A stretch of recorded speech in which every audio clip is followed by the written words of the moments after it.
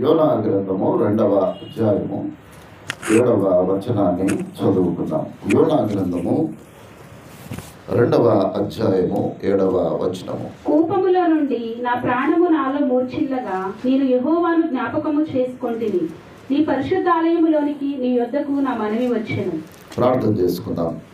మహోన్నతుడ, కనికరము కలిగిన దేవా, నీకు స్తోత్రము నాయన. మీ మహా అద్భుతమైన కృపను బట్టి మీకు వందనాలు చెల్లిస్తూ ఉంటున్నాను. ఇదిగో తండ్రి, మీ పరిశుద్ధ లేఖనములలోని ఆశ్చర్యకరమైన సంగతులను మేము ఎరుగునట్లు మా హృదయ నేత్రములను తెరువుమని మా ప్రభువును త్వరలో రానయ్యున్న మా యేసుక్రీస్తు ప్రభుల వారి అతి శ్రేష్టమైన నామములో ప్రార్థించి వేడుకొంచుంటున్నాము తండ్రి. ఆమేన్, ఆమేన్. క్రీస్తునందు ప్రియులారా, దేవుని మహాకృపను బట్టి దేవునికి వందనాలు చెల్లిస్తూ కూడి వచ్చిన మీ అందరికీ మన ప్రభువును ప్రియ రక్షకుడునైన యేసుక్రీస్తు ప్రభుల వారి అతి శ్రేష్టమైన నామములో ఈ ఉదయకాల దీవెనలను, శుభములను, ఆశీర్వాదములను తెలియజేస్తూ ఉంటున్నాను.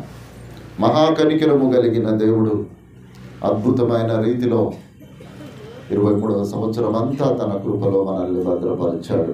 అనేక సమస్యలు ప్రతి కుటుంబము కూడా మరి ఏదో ఒక అనారోగ్యము చేత బాధపడి ఉన్నటువంటి వారే అయినప్పటికీ దేవుడు తన కాపుదల మనకు తోడుగా ఉంచినటువంటి దేవునికి మరి మనము నిత్యము కృతజ్ఞత కలిగినటువంటి వారముగానే మనము ఉండాలి అని మరి నేను మనవి చేస్తూ ఉంటున్నాను.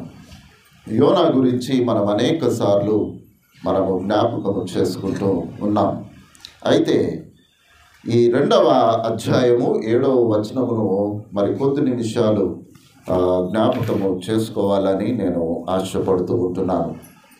కూపములో నుండి నా ప్రాణము నాలో మూర్ఛిల్లగా నేను యెహోవాను జ్ఞాపకము చేసుకుంటుని. ప్రియమైన దేవుని బిడ్డలారా, యోనా ఒక నమ్మకమైనటువంటి ప్రవక్త.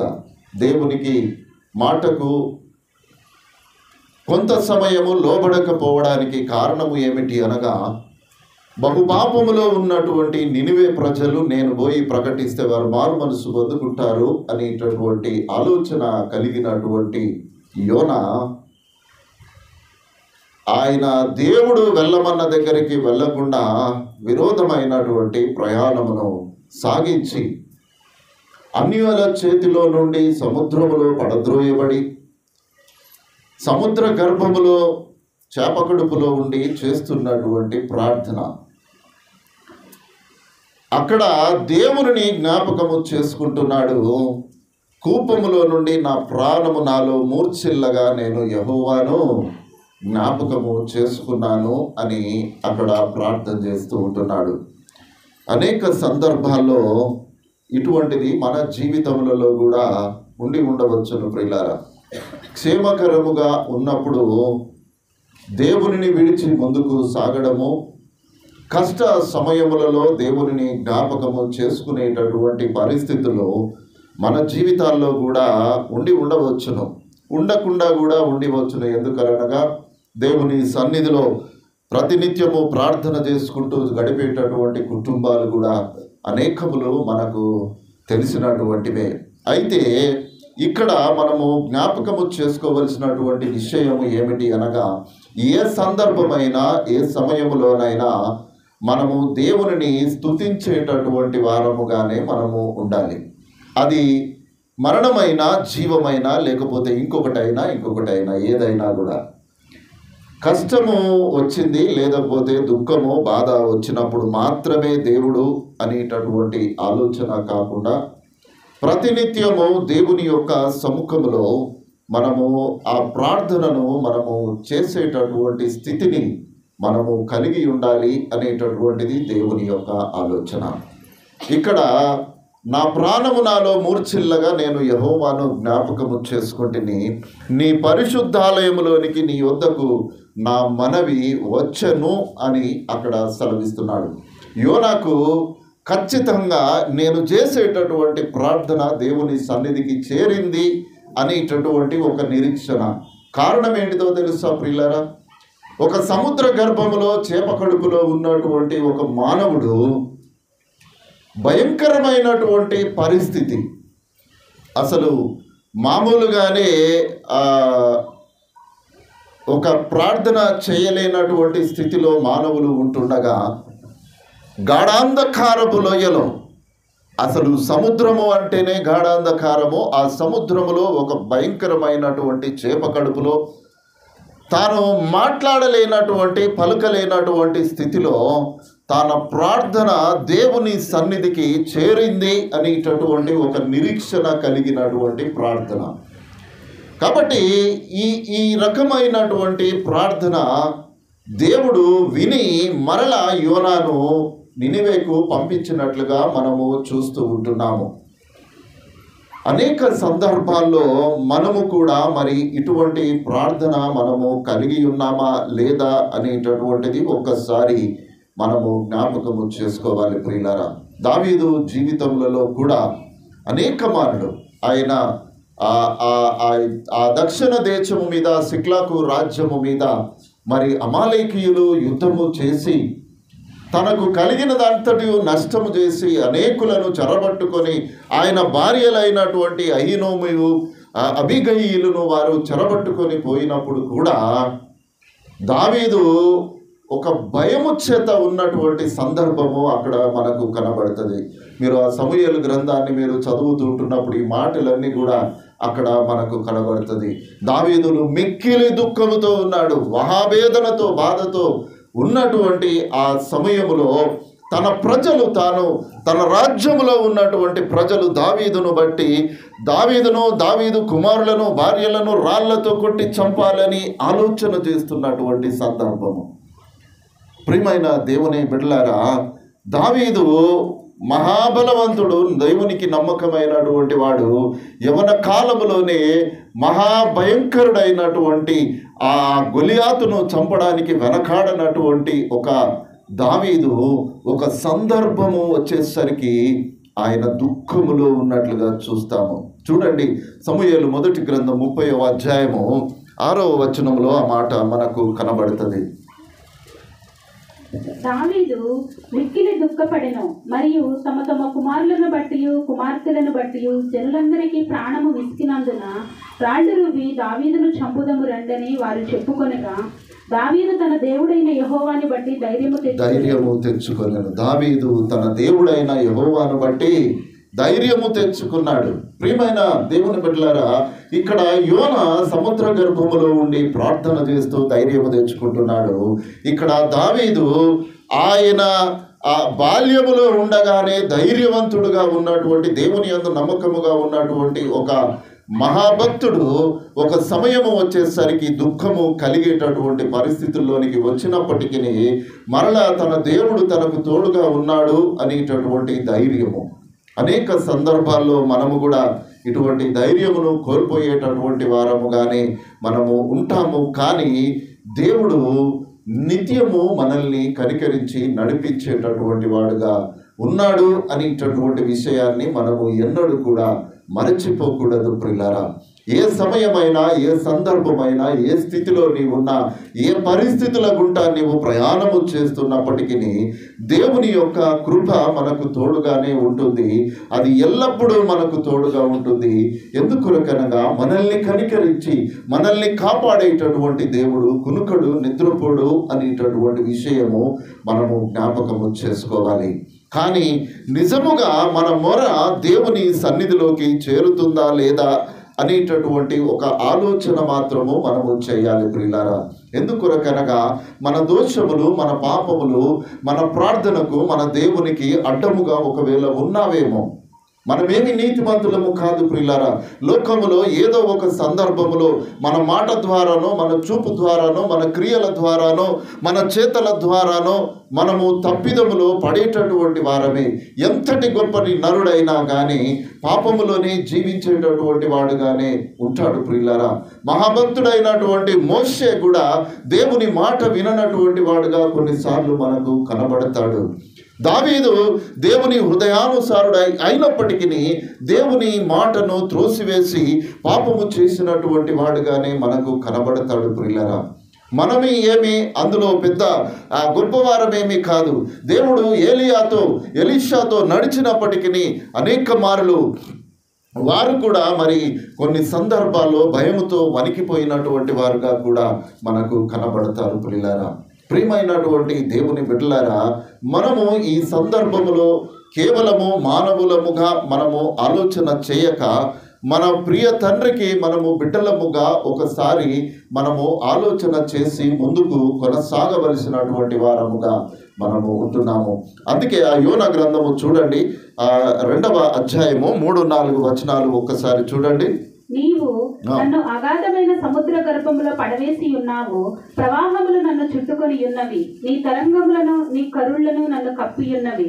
నీ సన్నిధిలో నుండి నేను వెలివేయబడినను నీ పరిశుద్ధాలయము తట్టు మరలా చూచదననుకొంటిని. నేను మరలా పరిశుద్ధాలయము తట్టు నేను చూచదననుకొంటే, అనగా ఎంత గొప్ప నిరీక్షణ కలిగినటువంటి వాడుగా యోనా ఉన్నాడో ఒక్కసారి ఆలోచన చేయాలి ప్రియులారా. ఆ చేప గర్భములో ఆయన ఏమైపోతాడో తెలియదు, ఏమి తెలియదు. తనకు ప్రాణం ఉన్నదని మాత్రము యోనా తెలుసుకొని ఆయన సముద్ర గర్భములో నుండి ప్రార్థన చేస్తూ ఉంటున్నాడు. నీ సన్నిధిలో నుండి నేను వెలివేయబడినను నీ పరిశుద్ధాలయము తట్టు నేను మరలా నేను చూస్తాను అనేటటువంటి ఆశ కలిగిన ప్రార్థనను అక్కడ చేస్తున్నట్లుగా మనము చూస్తాము. లోకములో మనకు కలిగేటటువంటి పరిస్థితులు, బాధలు, ఇబ్బందులు, ఇరుకులు, ఉద్యోగలేమి, లేకపోతే కుటుంబంలో ఉండేటటువంటి అనేకమైనటువంటి సమస్యలు, పిల్లల వివాహములు, గర్భములు, నానా రకములైనటువంటివి ప్రతి సందర్భములో కూడా దేవుడు మనకు ఏ సమయములో ఏది అవసరమో ఎరిగినటువంటి దేవుడు కనుక ఈ ఏ అవసరత అయితే మనము తీర్చబడాలని మనము ఆశపడుతూ ఉంటున్నామో ఆ దాని కొరకు మనము నిరీక్షణ కలిగిన వారముగా మనం ఉండాలి.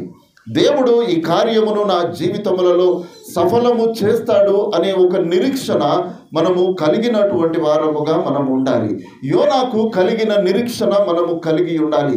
దావీదుకు కలిగినటువంటి నిరీక్షణ మనము కలిగి ఉన్నటువంటి వారముగా మనము ఉండాలి అని దేవుడు మరి ఈ ఉదయకాలము దేవుడు మనకు జ్ఞాపకము చేస్తూ ఉంటున్నాడు.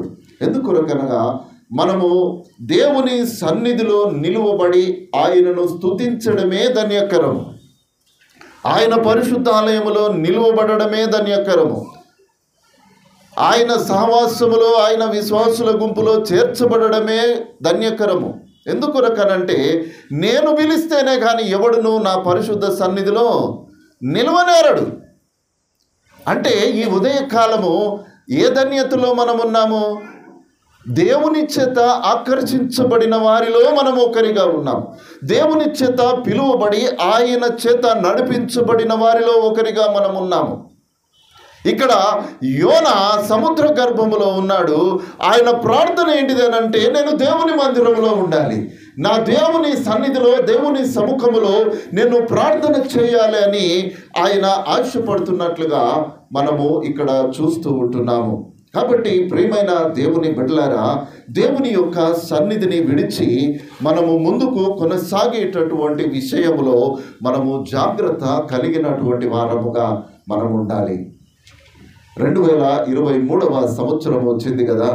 2023వ సంవత్సరము మొదటి ఆదివారము నుండి చివరి ఆదివారము వరకు ఒక్క ఆదివారము కూడా నేను విడవక నేను దేవుని సన్నిధిలో నేను నిలువబడ్డాను అని అనగలిగినటువంటి చేతులు ఎన్నుంటాయి ప్రియులారా? ఎన్నుంటాయి చెప్పండి. ప్రియమైన దేవుని బిడ్డలారా, యోనా మహాభయంకరమైన పరిస్థితుల్లో ఉన్నాడు. ఆయన ప్రార్థన చేసుకుంటున్నాడు, నా దేవుని మందిరములో నేను ఉండాలి, నా దేవుని మందిరములో ఆ పరిశుద్ధాలయములో నేను నివసించాలి, ఆ పరిశుద్ధాలయములో నా దేవునితో నేను సహవాసము చేయాలి అనేటటువంటి ఆశ కలిగిన ప్రార్థన ఆయన చేప గర్భములో నుండి చేస్తున్నట్లుగా ఇక్కడ మనకు కనబడుతూ ఉంటుంది ప్రియులారా. ప్రియమైన దేవుని బిడ్డలారా, ఆ 42వ కీర్తన మనందరికీ తెలుసు కదా. చక్కని వాక్యము చేత ప్రారంభించబడుతుంటుంది. దుప్పి నీటి వాగుల కొరకు ఆశపడినట్లు, దేవా నీ కొరకు నా ప్రాణము ఆశపడుతున్నది, నా ప్రాణము తృష్ణ కొనుచున్నది. నా దేవుని సన్నిధిని నేను ఎప్పుడు కనబడేదనా, నేను ఎప్పుడు వచ్చేదనా, ఆయన సన్నిధిని నేను ఎప్పుడు కనబడేదనా అని అక్కడ భక్తుడు ప్రార్థన చేస్తున్నట్లుగా చూస్తాము.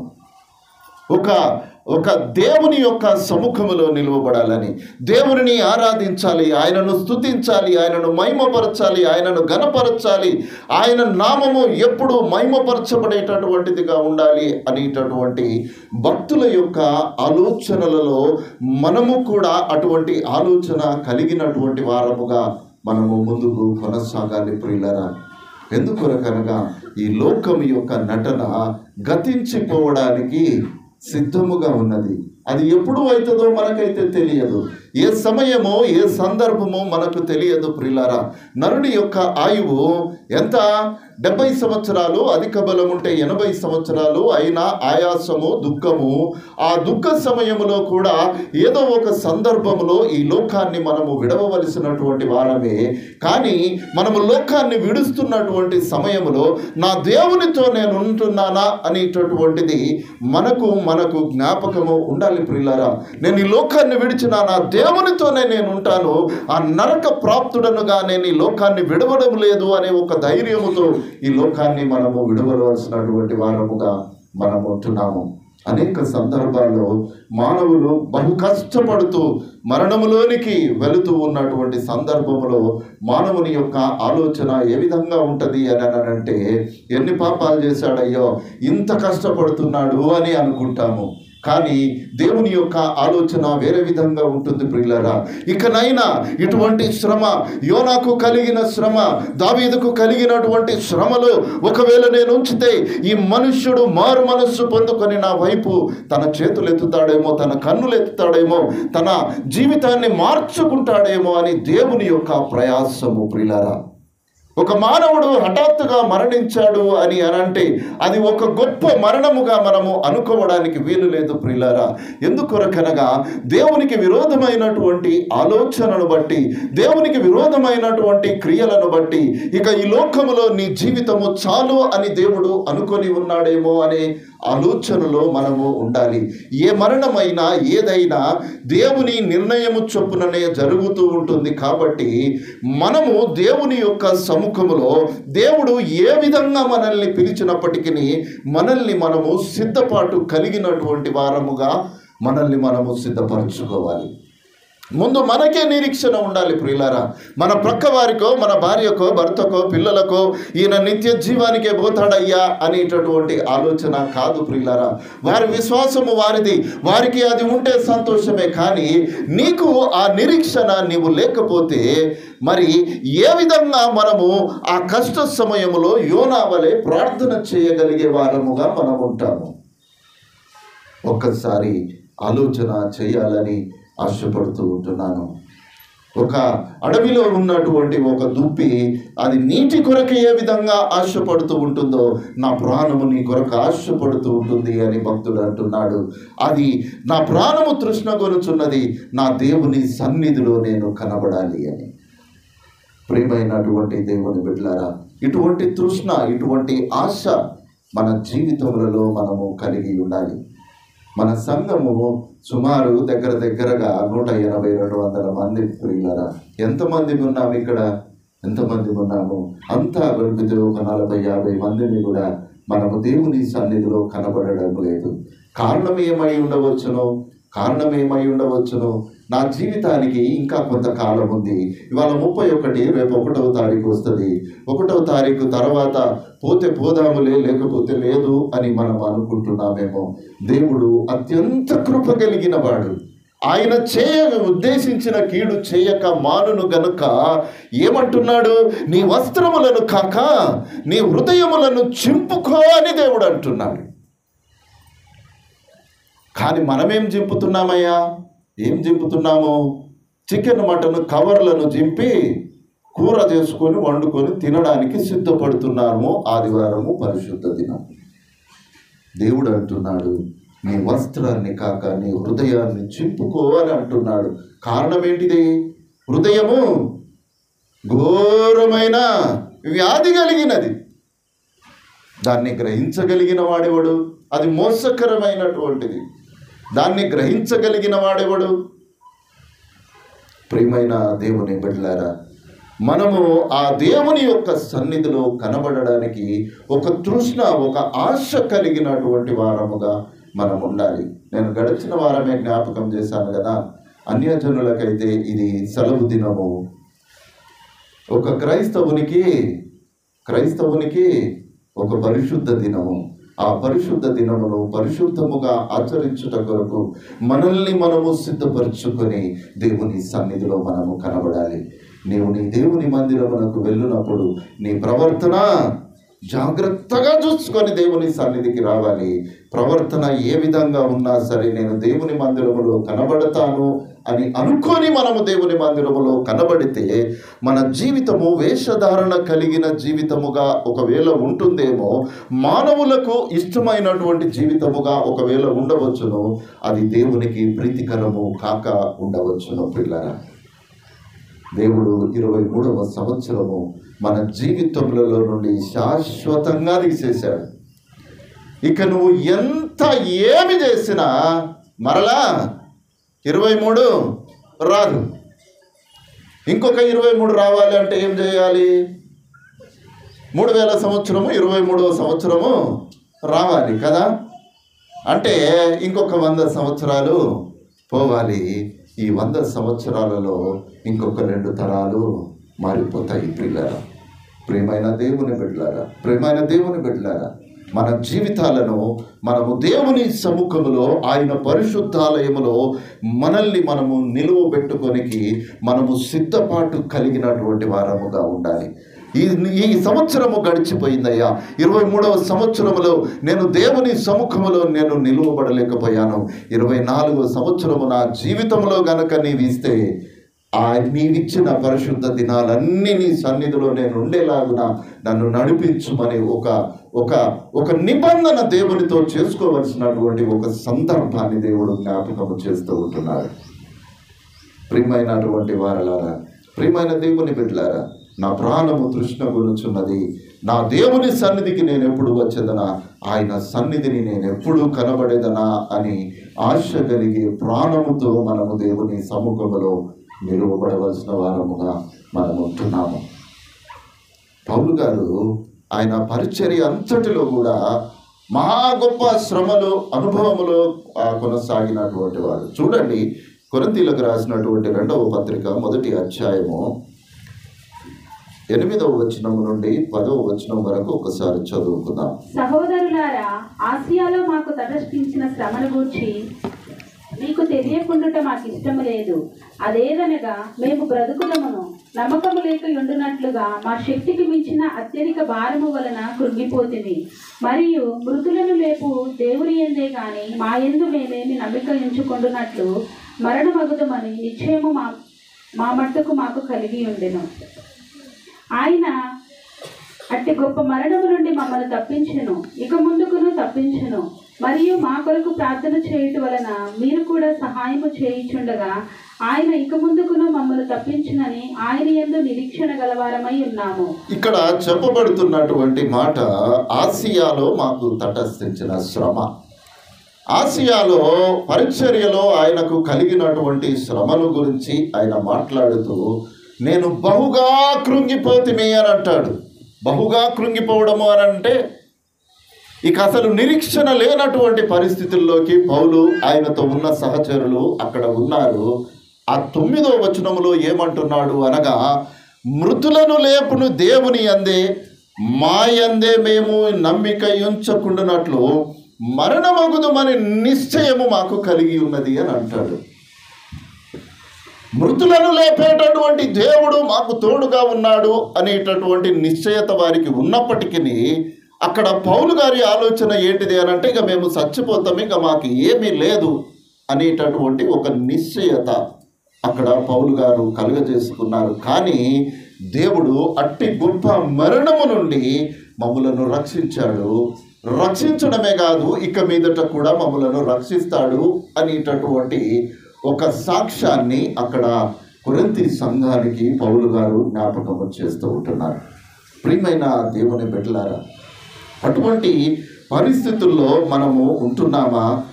మనము ఆయన ఇక ముందు కూడా మమ్మల్ని తప్పించునని ఆయన యందు మేము నిరీక్షణ కలిగినటువంటి వారముగా మేము ఉన్నాము అని దేవుడు ఈ ఉదయకాలము మనకు జ్ఞాపకము చేస్తూ ఉంటున్నాడు. ప్రియమైనటువంటి దేవుని బిడ్డలారా, ప్రియమైన దేవుని బిడ్డలారా, మనం ఏమై ఉన్నామో ఒక్కసారి మనల్ని మనము పరిశీలన చేసుకున్నాము. దేవుడు 2023 సంవత్సరంలో తటస్థించినటువంటి అనేకమైనటువంటి పరిస్థితుల గుండా మనము ప్రయాణము చేసినప్పటికీ మన ప్రార్థన జీవితమును బట్టి ఆయన మరి రక్షింపబడినట్లుగా మనము అక్కడ చూస్తాము.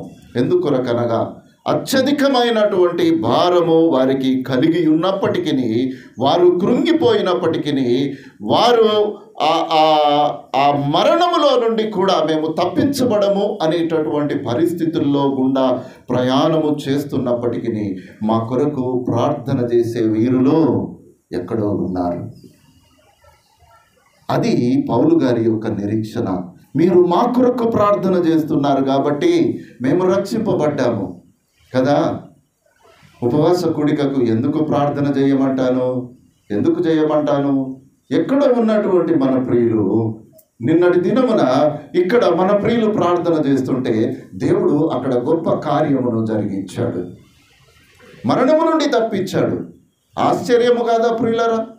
పౌలు గారు ఆసియాలో ఉన్నారు, యెరూషలేములో ఉన్నటువంటి ప్రజలు ప్రార్థన చేస్తూ ఉంటున్నారు. అకయాలో ఉన్నటువంటి, మాసిదోనియాలో ఉన్నటువంటి ప్రజలు పౌలు గారి పరిచర్యకు ప్రార్థన చేస్తూ ఉంటున్నారు. వారు మరణములో ఉండాలి, ఇక చచ్చిపోతాము అనేటటువంటి ఒక నిశ్చయతలో వారంతా ఉంటుండగా ఈ ప్రార్థన దేవునికి చేరి, ఆ ప్రార్థన వలన దేవుడు పౌలు యొక్క సహచరులను కాపాడి అట్టి మరణము నుండి వారికి విమోచన కలుగజేశాను అనేటటువంటి ఒక గొప్ప సాక్ష్యాన్ని పౌలు గారు ఈ ఉదయకాలము మనకు జ్ఞాపకము చేస్తూ ఉంటున్నాడు. ప్రియమైన దేవుని బిడ్డలారా, మేము ప్రార్థన చేస్తాము ఏమవుతుందిలే అనేటటువంటిది, పోతే ఏమవుతుంది, పోకపోతే ఏమవుతుందిలే అనేటటువంటి ఆలోచన నుండి మనము విడుదల పొందాలి. ప్రియులారా, నీ ప్రార్థన అనేకులను రక్షిస్తుంది. నీకు తెలియకపోవచ్చు నీ ప్రార్థన ఏ విధంగా అయితే దేవుని యొద్దకు వెళుతుందో, ఆ ప్రార్థన దేవుని యొద్దకు చేరగానే నీవు ప్రార్థన ఎవరి కొరకైతే చేస్తున్నావో వారి జీవితములలో దేవుడు కార్యము చేస్తూ ఉండవచ్చును.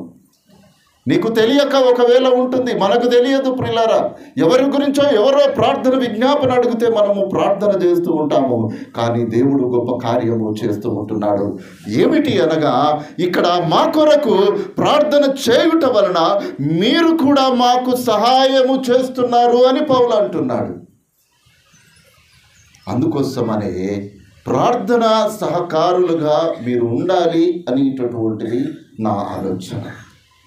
వారంలో ఒక్కసారి కొన్ని గంటలు, 2 గంటలో 3 గంటలో దేవుని సముఖంలో అనేకుల కొరకు మనము ప్రార్థిస్తూ ఉంటుండగా, ప్రార్థన చేస్తున్న మన జీవితాలు దేవునికి తెలుసు. ప్రియులారా, నీకు ఏది అవసరమో నీకు తెలుసు. నీ గురించి, నీ కుటుంబము గురించి నీవు ప్రార్థన చేయకపోయినా, ప్రార్థిస్తున్నది నీవే కనుక నీ కుటుంబము గురించి, నీ జీవితం గురించి దేవునికి ఖచ్చితంగా తెలుసు. ప్రియమైన దేవుని బిడ్డలారా, ఒక్కసారి మనల్ని మనము పరిశీలన చేసుకోవలసినటువంటి వారముగా ఉంటున్నాము. అంజూరపు చెట్టును నరికివేయమని, అంజూరపు చెట్టు ఇది పనికిరాదయ్యా, పెద్ద వృక్షంగా మారింది, వేరే చెట్లకు ఆటంకముగా ఉన్నది. తోట యజమాని వచ్చి అంటున్నాడు, నరికేయ్యా తోటమాలి, దాన్ని తీసేయి. దానిని బట్టి ఇక చుట్టుప్రక్కన ఉన్నటువంటి ఏ చెట్లు కూడా ఎదగకుండా అది ఉంటుంది, అది ఫలించనటువంటి చెట్టుగా ఉంటుంది. దాన్ని నరికేయమని ఆ యజమాని చెబుతూ ఉంటుండగా తోటమాలి అంటున్నాడు, 1 సంవత్సరం ఆగుదామయ్యా, ఒక్క సంవత్సరం ఆగుదాము. ప్రార్థన చేస్తుంటున్నాడు అక్కడ తోటమాలి. దేవుడు అంటున్నాడు దాన్ని తీసేయని అంటున్నాడు. ఆ తోటమాలి ప్రార్థన చేస్తున్నాడు, అయ్యా ఇంకొక సంవత్సరం ఆగుదామయ్యా, దీనికి ఎరువులు వేద్దాము, నీళ్లు పెడదాము, వీరి కొరకు ప్రార్థన చేద్దాము, వీరి కొరకు నిరీక్షణ కలిగినటువంటి ఆ స్తుతి యాగమును మేము అర్పించడానికి మేము సిద్ధముగా ఉన్నామయ్యా, ఒక్క సంవత్సరం ఓపిక పట్టు దేవా అని ఆ తోటమాలి ప్రార్థన చేస్తూ ఉంటున్నాడు. ఆ ప్రార్థన సఫలపరచబడితే అది ఫలించు వృక్షముగా ఉంటుంది, ఫలించకపోతే అది నరికివేయబడుతూ ఉంటుంది. ప్రియమైన దేవుని బిడ్డలారా, ఫలించనటువంటి చెట్లు అనేకములు మన చుట్టుప్రక్కల ప్రాంతాల్లో ఉంటాయి. ప్రియులారా, మన సంఘాల్లో ఉంటాయి, మన కుటుంబాల్లో ఉంటాయి. వారి కొరకు ఎవరు ప్రార్థన చేయాలి? నేనే కష్టంలో ఉన్నా, నాకే రోగము, నాకే బాధలు, నాకే ఇబ్బందులు, నేనెంకెవరి కొరకు ప్రార్థన చేయాలి? నీ ఇబ్బందులన్నీ పక్కన పెట్టేసాయి. యోనా వలె నీవు మర్చిపో, నీవు ఎక్కడ ఉన్నావో, ఏ స్థితిలో ఉన్నావో, ఎందుకున్నావో ఇవన్నీ పక్కన పెట్టేయి. నీవు ప్రార్థన చెయ్యి. నీ ప్రార్థన దేవుని యొద్దకు చేర్చబడినప్పుడు ఏ కార్యం అయితే దేవుడు జరిగించాలని అనుకుంటున్నాడో ఆ కార్యము సఫలపరచబడుతుంటుంది. నీ ప్రార్థన వలన ఒకరు రక్షించబడ్డారు అని అంటే నీవు దేవుని రాజ్యములో నీ స్థానము స్థిరపరచబడి ఉన్నది అనేటటువంటిది ధన్యతగా దేవుడు ఈ మధ్యాహ్న కాల సమయంలో మనకు జ్ఞాపకము చేస్తూ ఉంటున్నాడు.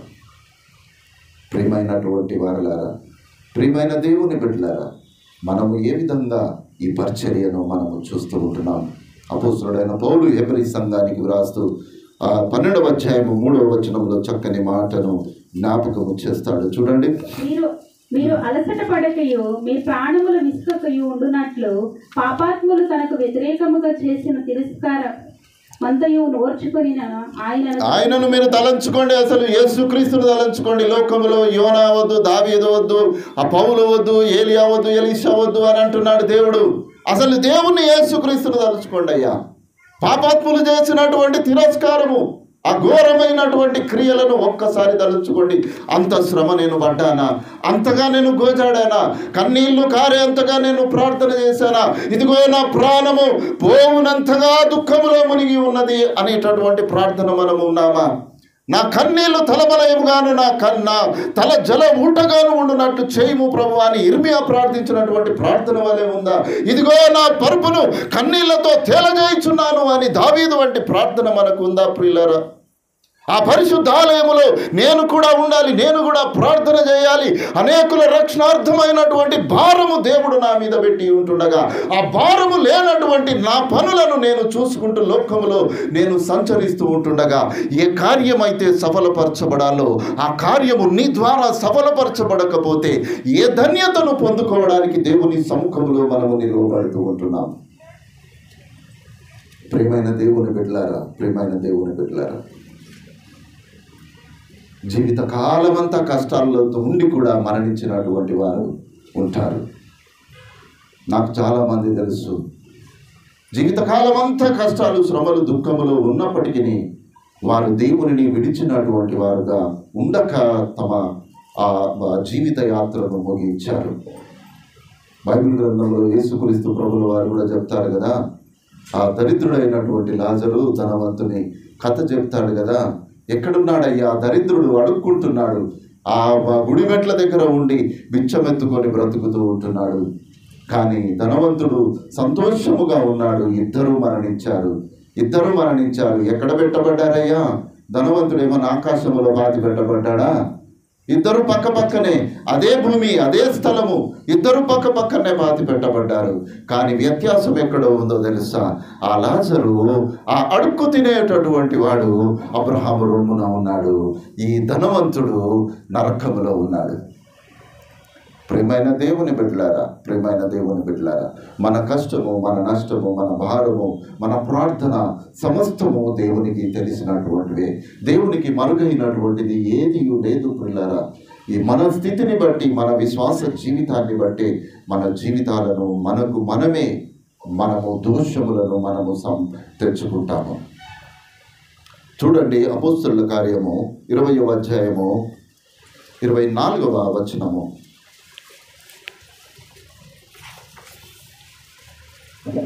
అయితే దేవుని కృపా సువార్తను గూర్చి సాక్ష్యమిచ్చుట యందు నా పరుగును నేను ప్రభువైన యేసు వల్ల పొందిన పరిచర్యను తుదిముట్టింపవలెనని నా ప్రాణము నాకెంత మాత్రమును ప్రియమైనదిగా ఎంచుకొనడం లేదు. పౌలు గారి పరిచర్య గురించి చెప్పబడుతున్నటువంటి మాట, నా ప్రాణము ప్రియమైనదిగా ఎంచుకొనడం లేదు. ఎప్పుడు ఎంచుకోము ప్రియులారా? దేవుని యందు నిరీక్షణ కలిగిన వారు, పట్టుదలతో ప్రార్థన చేయగలిగేటటువంటి ప్రార్థనావీరులు, అనేకులు రక్షింపబడాలి అని ఆలోచన కలిగిన వారు, తన బంధువులు నరకములో ఉండొద్దు అని ఆశ కలిగినటువంటి ప్రాణములు దేవుని సన్నిధిలో ప్రార్థించడానికి ఉంటాయి. దేవుడు అంటున్నాడు, ఆ పరిచర్యను తుదముట్టించాలి అంటే ఒకవేళ ప్రాణం పోతుందేమో, పోతే పోని, ఆ ప్రాణం ఎంత, దాని విలువ ఎంత, నా ఆత్మ అయితే నా దేవుని యొక్క ఉంటుంది అనేటటువంటి ఒక నిరీక్షణ. ప్రియమైన దేవుని బిడ్డలారా, ప్రకటన గ్రంథము 12వ అధ్యాయము 11వ వచనములో అక్కడ చెప్పబడుతున్న మాట, వారు గొర్రెపిల్ల రక్తమును బట్టి తామిచ్చిన సాక్ష్యమును బట్టి వారిని జయించి ఉన్నారు, కాగా మరణము వరకు తమ ప్రాణములను వారు ప్రేమించిన వారు ఎన్నడూ కారు. మరణము వరకు తమ ప్రాణములను ప్రేమించలేదు. ఎవరిని ప్రేమించారయ్యా అని అంటే, తాను సృష్టించినటువంటి సృష్టికర్తను వారు ప్రేమిస్తూ ఉంటున్నారు. ఆయన సువార్తను ప్రకటించడానికి ఆశ కలిగిన వారుగా ఉంటున్నారు. ప్రియమైన దేవుని బిడ్డలారా, ఒక్కసారి మనల్ని మనము ఆత్మ పరిశీలన చేసుకోవలసిన వారముగా ఉంటున్నాము. మనము నేను నా దేవుని మందిరములో ఉండాలి, నా ప్రియులు నా దేవుని మందిరములో ఉండాలి, పరిశుద్ధ దినమును పరిశుద్ధముగా ఆచరించుట కొరకు మనల్ని మనము సిద్ధపరచుకొని ఇతరులను సిద్ధపరిచి దేవుని యొక్క సముఖంలో మనం ఉండాలి. ఏ విధంగా అనగా, యోనా వలె ఆలోచన చేసేటటువంటి పరిస్థితులలో నుండి మనము బయలు వెళ్ళాలి. ప్రియమైనటువంటి దేవుని బిడ్డలారా, ఆ కీర్తనకారుడు 61వ కీర్తన 2వ వచనములో చక్కని మాట అక్కడ చెబుతాడు. చూడండి, ప్రాణము తల్లడిల్లగా బూదిగంతముల నుండి నీకు మొరపెట్టుచున్నాను, నేను ఎక్కలేనంత ఎత్తైన కొండపైకి నన్ను ఎక్కించుము అని ప్రార్థన చేస్తుంటున్నాడు. ప్రాణము తల్లడిల్లగా, కష్ట సమయంలో, దుఃఖ సమయంలో నేను నీకు మొరపెట్టుచున్నాను. బూదిగంతముల నుండి, అగాధ స్థలముల నుండి నీకు మొరపెట్టుచున్నానయ్యా, నన్ను రక్షించు. నేనెక్కలేనంత ఎత్తైన స్థలములో నన్ను నిలువబెట్టుము అని అక్కడ ప్రార్థన చేస్తున్నట్లుగా మనము చూస్తూ ఉంటున్నాము. ప్రియమైన దేవుని బిడ్డలారా, దేవుని మందిరములో మనం ఉండాలి. దేవుని మందిరములో ప్రార్థనా వీరులముగా మనం ఉండాలి. ఆ ప్రార్థన లేనటువంటి జీవితాలను ఒకవేళ మనము కొనసాగించాలని కనుక ఆశపడితే, మనము ఏ విధంగా, ఏ రకంగా మనం ఈ లోకంలో జీవించినా ఒకటే అర్థము, దానికి ఇంకా వేరే అర్థాలు మనము చేసుకోవాల్సినటువంటి అవసరత లేదు. దేవుని సముఖంలో నెలలో అందరూ ఉద్యోగాలు చేసేవారే. నేను ఎవరిని ఉద్యోగం మానేసి దేవుని సన్నిధిలో ఉండమని నేను చెప్పడం లేదు. కానీ దేవుని కొరకు ఈ నెలలో ఒక్క దినము నేను దేవుని సహవాసములో ఉండగలిగితే మేలు. నాకు, నా ప్రయాణానికి, నా ఉద్యోగానికి, నా ఆరోగ్యానికి, నా భార్య బిడ్డల క్షేమము కొరకు దేవుడిచ్చినటువంటి ఆ స్థితిని నేను కృతజ్ఞత చెల్లించుట కొరకు ఒక్క దినము నా దేవుని సన్నిధిలో నేను ఉండాలి అని ఆశపడగలిగితే ఎంతమందో పౌలులు రక్షించబడతారు. ప్రియులారా, మీరు మా కొరకు మొరపెట్టుచూ ఉంటుండగా దేవుడు ఏం చేశాడట? వారిని రక్షించాడట. ఇక్కడ ఎవరో మొరపెడుతున్నారు. యెరూషలేములోనో, ఆకయాలోనో, మాసిదోనియాలోనో, ఫిలిప్పీలోనో, ఎఫెస్సీలోనో, ఎక్కడనో ఎవరెవరో ప్రజలు మొరపెడుతూ ఉంటున్నారు. దేవుడు పౌలును మరణములో నుండి రక్షించాడు. ఏ విధంగా తెలుసా? అసలు మేమే బ్రతుకుతామని వాళ్ళకే నమ్మకం లేదు, కానీ వారి ప్రార్థన వారికి మరలా జీవితాలను కలుగజేసింది అనే విషయము ఇక్కడ జ్ఞాపకము చేయబడుతూ ఉంటున్నాం. ఒక్కసారి మనల్ని మనము జ్ఞాపకము చేసుకున్నాము. కీర్తనకారుడు అంటాడు, నీ బలమును, నీ ప్రభావమును చూడవలెనని పరిశుద్ధాలయమునందు నేను ఎంతో ఆశతో నీ తట్టు కనిపెట్టుకొనుచున్నాను. నీళ్లు లేక ఎండి ఉన్న దేశమందు నా ప్రాణము నీ కొరకు తృష్ణగొనుచున్నది. నీ మీద ఆశ చేత నిన్ను చూడవలెనని నా శరీరము కృషించిపోతున్నది అని ప్రార్థన చేస్తాడు. దేవుణ్ణి చూడాలి అంటే ఎక్కడ చూడాలి అయ్యా? ఎక్కడ చూడాలి చెప్పండి? చూస్తే దేవుని మందిరంలో చూడాలి, లేదనంటే నీ ఒంటరిగా నీ ప్రార్థన గదిలో నీవు చూడాలి. నీ ప్రార్థన గది నీకు లేదు, నీవు దేవుణ్ణి చూడలేవు. నీవు దేవుని మందిరంలో నిలవబడలేవా? నీ దేవుణ్ణి చూడలేవు. అందుకే భక్తుడు అంటాడు, నీ బలమును నీ ప్రభావమును చూడవలెనని పరిశుద్ధాలయమందు నేను ఎంతో ఆశతో కనిపెట్టుచున్నాను. దేవుని బలము, ప్రభావము నేను ఇంతకుముందు చాలాసార్లు జ్ఞాపకం చేశాను. 10 నుంచి 11 వరకు కీర్తనలు పాడతాం. కారణం ఏంటిదో తెలుసా ప్రియులారా? ఇవి పాటలే కదా.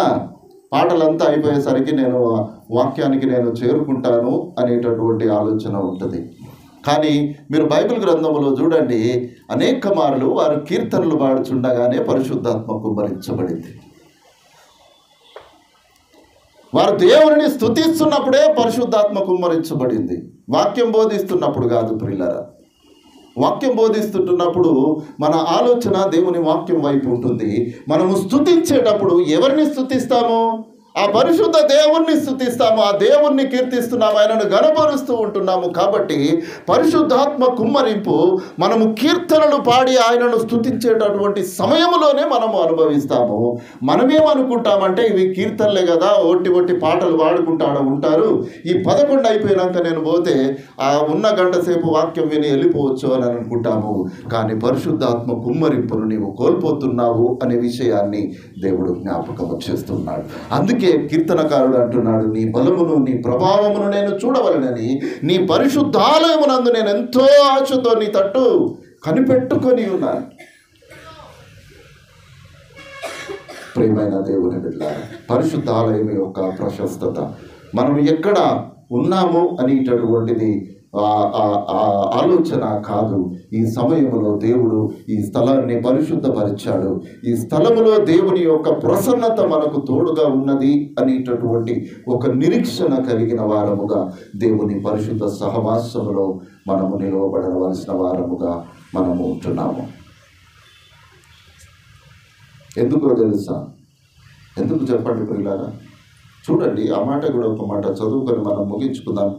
మీకా గ్రంథము 1వ అధ్యాయము 2వ వచనం.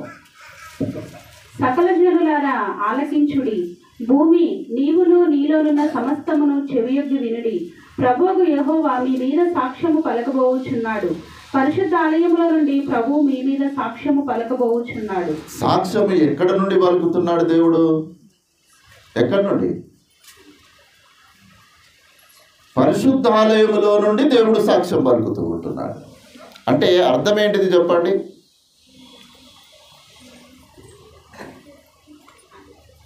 మందిరానికి ఎందుకు రాలేదు అని అంటే, కుంటి సాకులు ఉంటాయి కదా, ఆ కుంటి సాకు ఒక పాపానికి దారి తీస్తుంటుంది. అయ్యా అమ్మగారు ఎందుకు రాలేదు అని అంటే ఏదో ఒక అబద్ధం చెప్పాలి కదా. అబద్ధం ఆడు పెదవులు అయిపోయిందా? ఇంతకాలం చేసిన ప్రయాణం అంతా వీకిందా? లాభం ఏంటిదయ్యా? దాని బదులు వద్దమ్మా పోదాంపా, అయ్యా నాడు మందిరానికి పోదాంపా, దేవుడు సాక్ష్యం పలకబోచున్నాడయ్యా, ఆయన పరిశుద్ధాలయములో నుండి నీ మీద సాక్ష్యము పలకబోచున్నాడని దేవుడు సెలవిస్తూ ఉంటుండగా ఆ పరిశుద్ధ దేవుని ఆలయమును విడిచి మనము ముందుకు కొనసాగకూడదు అని దేవుడు మనతో మాట్లాడుతూ ఉంటున్నాడు. మనకున్నటువంటి చిన్న సంఘము, స్థలము చిన్నదే అయినప్పటికీ ఒక 100 మందిని కలిసి ఒక గొప్ప కీర్తన పాడగలిగితే, స్వరములెత్తి దేవుని కీర్తించగలిగితే, అలనాడు ఆ ఎరికో కోటలు గోడలు కూలినట్లుగా, చెరసాల గోడలు బద్దలైనట్లుగా, పౌలు పేతురులు పాటలు పాడినప్పుడు పరిశుద్ధాత్మ కుమ్మరించబడినట్లుగా మన సంఘము మీద పరిశుద్ధాత్మ కుమ్మరించబడదా ప్రియులారా? ఎందుకు నిర్లక్ష్యము? పాటలే కదా అని నీవు అనుకుంటున్నావు. అసలు పాటల సమయంలోనే దేవుడు నీతో మాట్లాడతాడు. అందుకే అన్నిటికంటే ఎక్కువ సమయము కీర్తనలకే పెట్టడానికి గల కారణము 1 అవర్, 2.5 గంటల సమయంలో ఏది కూడా 1 గంట మనము చేయము. ఒక కీర్తనలు వాడడానికే 1 గంట సమయము కేటాయిస్తాము. ఎందుకో తెలుసా? అది హృదయాంతరంగములో నుండి మన దేవుని స్తుతించుకోవలసిన సమయము. దేవుడు తన పరిశుద్ధాత్మ శక్తి చేత మనల్ని ఆవరించేటటువంటి సమయం. దీనిని నిర్లక్ష్యము చేయక ముందుకు కొనసాగాలని నేను ఆశపడుతూ ఈ ముగింపు దినానన్నా నేను హెచ్చరిస్తూ ఉంటున్నాను. ఏ బాధ, ఏ ఇబ్బంది, ఏ ఇరుకు, కొంత బలహీనత ఉన్నప్పటికీ అయ్యో నా దేవుని సన్నిధిలో నేను నిలవగలిగితే నేను స్వస్థపరచబడతానేమో అనే ఒక ఆశ కలిగి దేవుని సముఖంలో నిలవబడడానికి ప్రయత్నం చేద్దాం. మన ఇంట్లో మొండికేసేటటువంటి మనుషులు చాలామంది ఉంటారు. వారిని కూడా ప్రేరేపించండి. వారు రాకపోతే వారి కొరకు నీ గదిలోనికి వెళ్ళి నీవు ప్రార్థన చేయి. నీవు ప్రార్థన చేస్తూ నీవు ఉపవాస కూడికకు వచ్చినప్పుడు వారి గురించి ఆ ప్రార్థన వీరులకు మీరు చెప్పండి. వారు కూడా ప్రార్థన చేస్తూ ఉంటారు. వారు ప్రార్థన చేస్తూ ఉంటుండగా దేవుడు గొప్ప కార్యము ఆ కుటుంబంలో, ఆ గృహములో, ఆ వ్యక్తులకు దేవుడు కలగజేసి వారు కూడా దేవుని పరిశుద్ధ సహవాసంలో నిలువబడడానికి కారణము మీ ప్రార్థన అయి ఉంటుంది అనేటటువంటి విషయము దేవుడు జ్ఞాపకం చేస్తున్నాడు. ముగింపు సంవత్సరము, ఆ పరిశుద్ధ దినము మరలా ఎన్ని సంవత్సరాలకు వస్తుందో మనకు తెలియదు ప్రియులారా. కానీ దేవుడు ఈ సమయము మనకి ఇచ్చాడు. ఒక నిబంధన దేవునితో చేసుకున్నాము. ప్రభువా, నేను దేవుని సన్నిధిలో ఉండాలి, సమయానికి ఉండాలి, అనేక కార్యములు, సంఘ కార్యములలో నేను పాలిభాగస్తుని కావాలి అనేటటువంటి ఒక ఆశ కలిగి ముందుకు కొనసాగాలి అని దేవుడు ఆశపడుతూ ఉంటున్నాడు. ఎందుకొరకనగా ఇదిగో మీ మీద సాక్ష్యము పలకబోచున్నాడు. పరిశుద్ధ ఆలయములో నుండి ప్రభువు మీ మీద సాక్ష్యము పలకబోచున్నాడు. నీవెందుకు రాలేదు అని అంటే కారణము నీవు చెప్పవచ్చును, కానీ దేవునికి ఆ కారణము అవసరము లేదు. ఆయనే పరిశుద్ధాలయములో ఉంటాడు. ఆయనే నీ మీద సాక్ష్యము పలకడానికి సిద్ధముగా ఉన్నాడు అనేటటువంటి విషయము దేవుడు జ్ఞాపకము చేస్తూ ఉంటున్నాడు. అందునిమిత్తమే యోనాకు కలిగినటువంటి పరిస్థితుల్లో కూడా వెనకంజ వేయక ప్రార్థన చేసేటటువంటి స్థితిలోనికి మనల్ని మనము ఎదిగించుకొని ఆ అనేకుల మేలు కొరకు ప్రార్థన చేద్దాము. ఆయన పరిశుద్ధ సన్నిధిలో ఈ 24వ సంవత్సరం అంతా దేవుడు బ్రతికిస్తే నేను నిలువబడతాను ప్రభు అని దేవునితో నిబంధన చేసుకుందాం. అటువంటి గొప్ప కృప, కనికరము దేవుడు ఈ ఉదయకాలము మనందరికీ దయచేయునుగాక. ఆమేన్, ఆమేన్.